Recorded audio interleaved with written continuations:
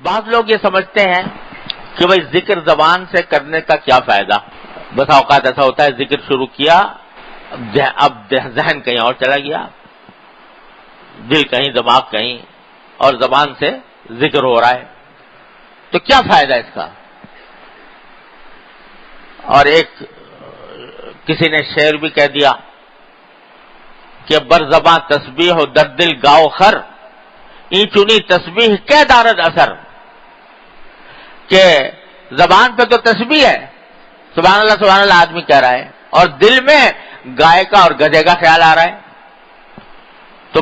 تو وہ شاعر کہتا ہے کہ این چنی تسبیح کیا دارد اثر، ایسی تسبیح کیسے فائدہ پہنچائے گی، کیا اثر کرے گی. لیکن حضرت کی مولانا تھانوی قدس اللہ تعالیٰ سرہ نے فرمایا، اللہ تعالیٰ ان کے درجات بلند فرمائے، کہ یہ کہنے والا جو ہے یہ حقیقت سے آگاہ نہیں. میں کہتا ہوں کہ برزباں تسبیح در دل گاؤ خر، این چنی تسبیح ہم دارد اثر. کہ چاہے زبان یہ ہو کہ زبان پر تسبیح اور دل میں دوسرے خیالات آ رہے ہیں، لیکن یہ تسبیح بھی اثر رکھتی ہے، کم صحیح، لیکن یہ بھی بے اثر نہیں، خالی از فائدہ نہیں. اور حضرت گنگوہی قدس اللہ تعالیٰ سرہ کا ارشاد پتہ نہیں ہمارے کتنے بزرگوں نے نقل فرمایا ہے. حضرت گنگوہی رحمۃ اللہ علیہ جو قطب الارشاد، ان کا یہ ارشاد نقل فرمایا ہے. وہ فرماتے تھے کہ اللہ کا ذکر خواہ کتنی ہی بے دھیانی سے ہو، کتنی ہی بے دھیانی سے، بے توجہی سے ہو، یہ خالی اثر نہیں رہتا. یہ رفتہ رفتہ پھر اس وقت تو بے دھیانی سے ہو رہا ہے، بے توجہی سے ہو رہا ہے، لیکن یہی پھر آگے بڑھ کر اللہ تعالیٰ کے فضل و کرم سے قلب کی توجہ کا رخ بھی موڑتا ہے. جو لوگ یہ سمجھ کر کہ زبانی ذکر کرنے سے کیا فائدہ، جب ذکر کو چھوڑ بیٹھتے ہیں یا نہیں کرتے تو وہ کبھی منزل تک نہیں پہنچ سکتے، وہ کبھی منزل تک نہیں پہنچ سکتے. یہ ذکر لسانی ہی ہے جو سیڑھی ہے، جو راستہ ہے ذکر قلبی پیدا ہونے کا. لہذا اس کو بیکار نہ سمجھے، اس کو یہ نہ سمجھے کہ یہ فائدے سے خالی ہے. جس کو یہ ذکر کی نعمت نصیب ہو جائے تو اللہ تبارک و تعالیٰ کے فضل و کرم سے انشاءاللہ کبھی نہ کبھی منزل تک پہنچے گا. اسی لیے ایک مرتبہ ایک صحابی نے نبی کریم سرور دو عالم صلی اللہ علیہ وسلم سے عرض کی کہ یا رسول اللہ مجھے کوئی مختصر نصیحت فرما دیجیے.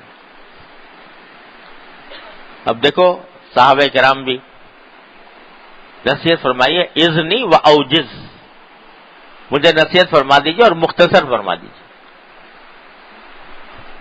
اب یہ بظاہر تو عجیب سی بات ہے کہ نصیحت کی درخواست بھی کر رہے ہیں اور ساتھ میں یہ قید بھی لگا رہے ہیں کہ مختصر ہو، مگر اس لیے کہ عمل کرنے کی نیت تھی.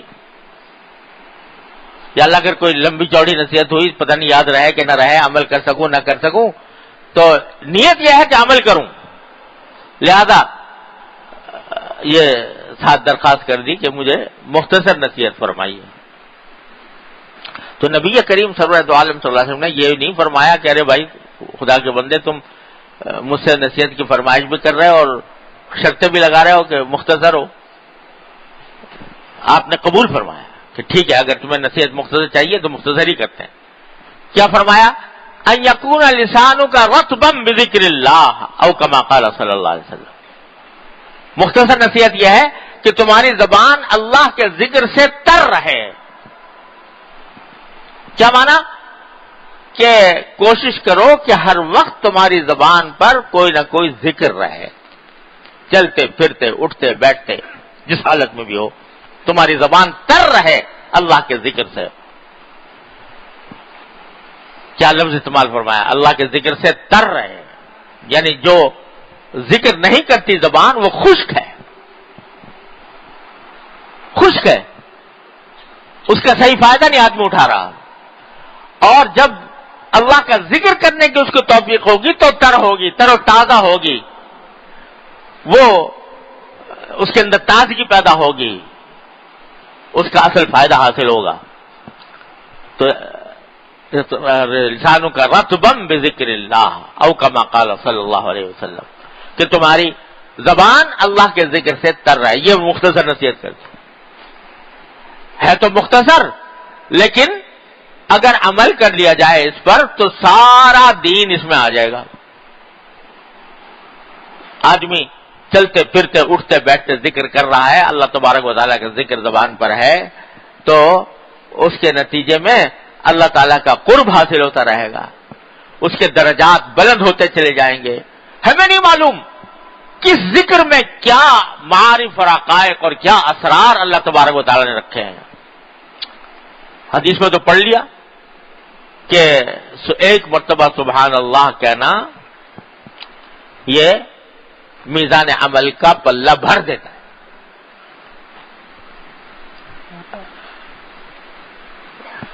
اب کیسے بھر دیتا ہے؟ کیا اس میں راز ہے اس کلمے کے اندر؟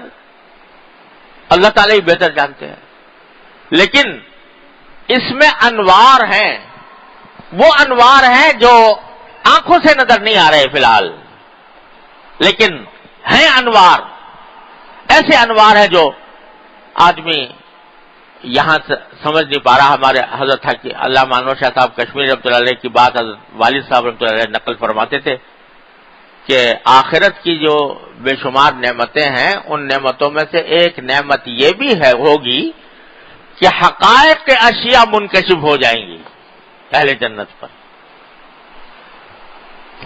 حقیقتیں منکشف ہوں گی، پتہ چلے گا ہر ایک بات کی حقیقت کا۔ سبحان اللہ کے کلمے میں کیا نور تھا، الحمدللہ میں کیا نور تھا، لا الہ الا اللہ میں کیا نور تھا، کیا انوار و برکات تھے، یہ اسرار وہاں جا کر منکشف ہوں گے۔ لیکن یہاں یہ ہے کہ سبحان اللہ والحمدللہ ولا الہ الا اللہ واللہ اکبر یہ کلمات زبان پر ہوں تو جتنے زیادہ ہوں گے اتنا ہی اللہ تبارک و تعالی سے قرب بڑھے گا، اللہ تبارک و تعالی سے قرب بڑھے گا یہ، اور جتنا قرب بڑھے گا تو انشاءاللہ ہماری سوچوں کے زاویے تبدیل ہوں گے، افکار کے زاویے تبدیل ہوں گے، دل دنیا سے آخرت کی طرف مڑے گا، دو اللہ تبارک و تعالیٰ کی محبتیں دل میں پیدا ہوں گی، یہ نتائج حاصل ہوں گے، ضرور ہوں گے انشاءاللہ، لیکن کرنا والا چاہیے۔